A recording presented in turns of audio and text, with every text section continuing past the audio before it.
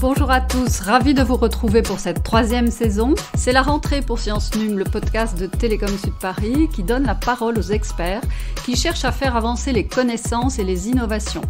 Aujourd'hui, mon invité est Sandro Franceschi. Il est maître de conférences en probabilité dans le domaine du mouvement brownien. On va donc parler de recherche fondamentale. Bonjour Sandro. Bonjour. Alors Sandro, vous êtes qui et vous venez d'où ?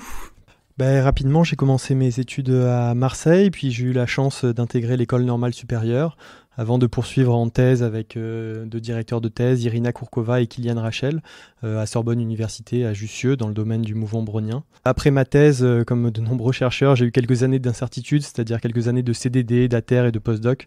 Et puis j'ai eu la chance d'être recruté dans cette belle école, Télécom Sud Paris, et d'enseigner les probabilités en tant que maître de conférence. Qu'est-ce qui vous plaît le plus dans cet écosystème de Télécom Sud Paris ? Je pense qu'une des choses que j'apprécie le plus, c'est tout simplement la grande liberté qui nous est accordée dans notre recherche, qui amène du coup un épanouissement intellectuel certain. La deuxième chose, tout simplement le contact avec les étudiants, qui est très important pour moi, et notamment la question de la transmission du savoir. Quand on est formateur, quand on enseigne, c'est qu'une fois qu'on a enseigné quelque chose qu'on le comprend profondément. Si on revient sur votre spécialité, les probabilités, comment les définissez-vous ? Alors les probabilités, la théorie des probabilités, si on veut le définir simplement, c'est quantifier le hasard. Alors historiquement d'ailleurs, le hasard c'était associé à la notion de divin. Donc si on veut dire, on peut dire la théorie des probabilités revient à rationaliser le divin.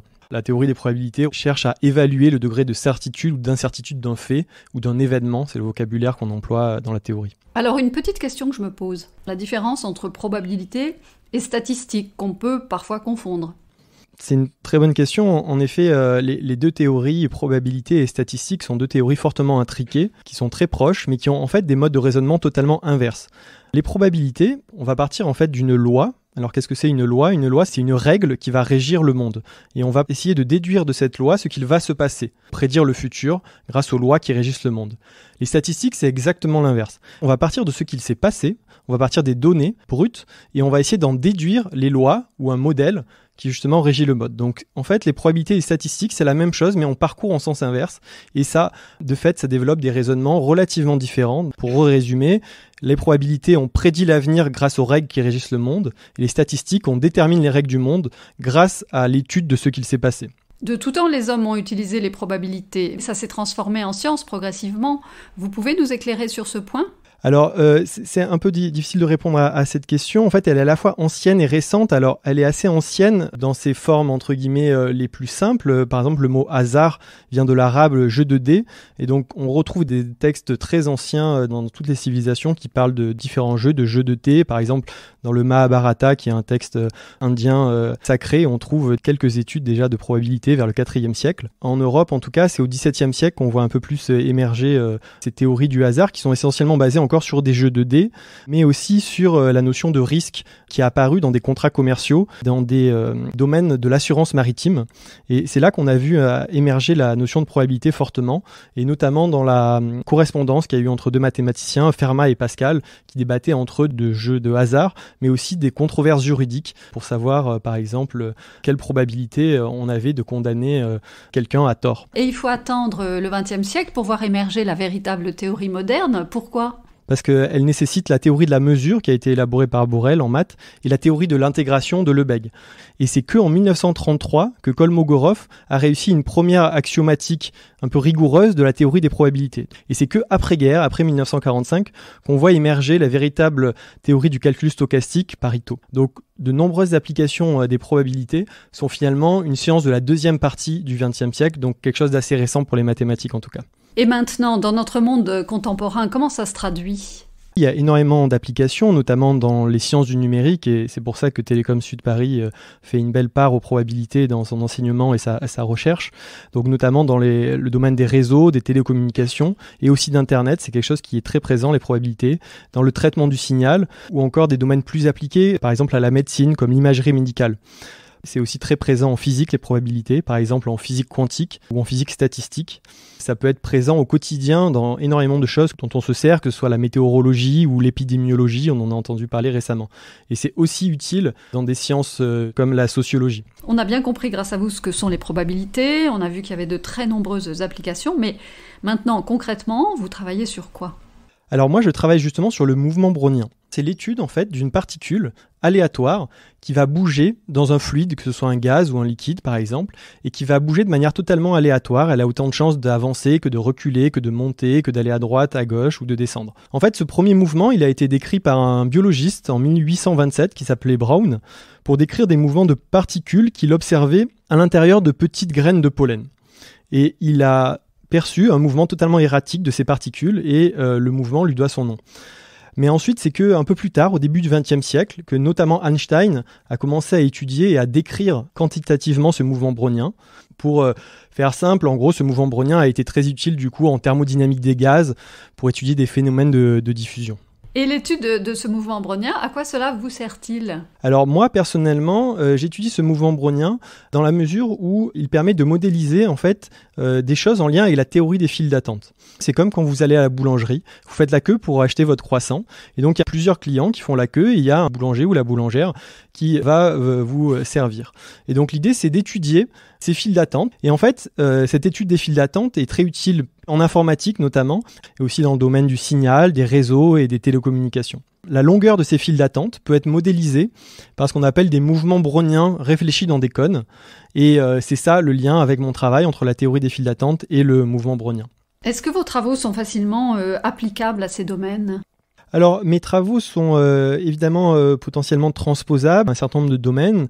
D'ailleurs, Télécom Sud Paris est un environnement très propice pour établir des dialogues avec des chercheurs un peu plus appliqués. Mais évidemment, moi, ma recherche est un peu plus fondamentale, un peu plus théorique. Je pense que c'est aussi important de pouvoir développer une recherche qui n'a pas toujours d'application, en tout cas immédiate.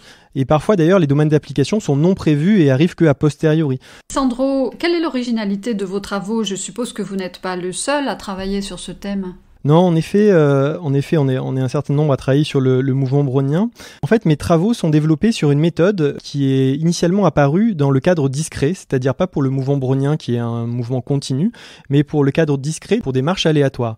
Et donc, un certain nombre de chercheurs, dans les années 70, que ce soit par exemple Guy Fayol ou Vadim Malichev, avaient développé une théorie assez forte pour étudier ces marches aléatoires.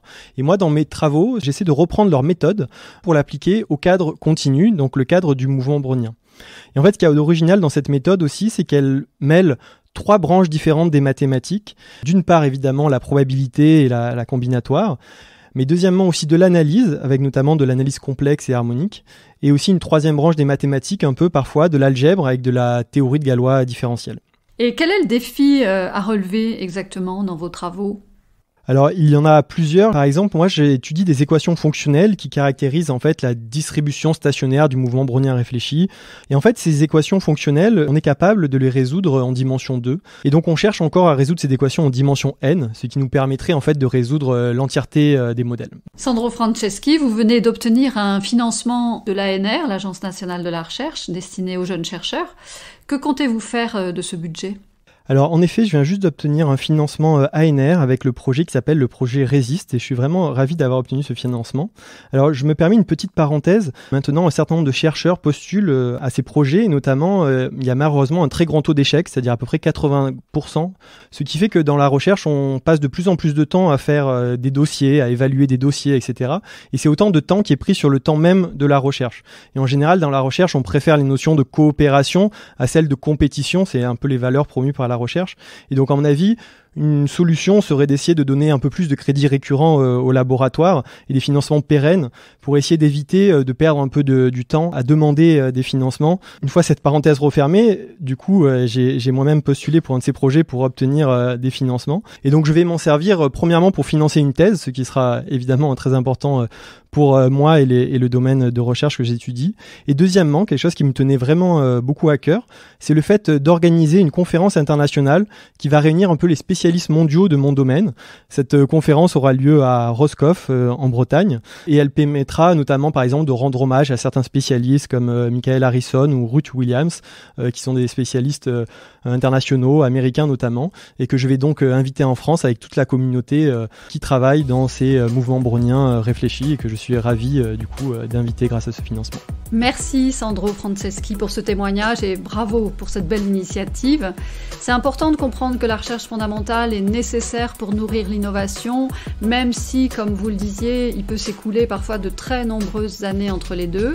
C'était Science Num, un podcast soutenu par le Carnot Télécom et Société Numérique. La prochaine fois, je recevrai Nesrine Kahanish. Elle nous parlera de cryptographie et de sécurité. À bientôt.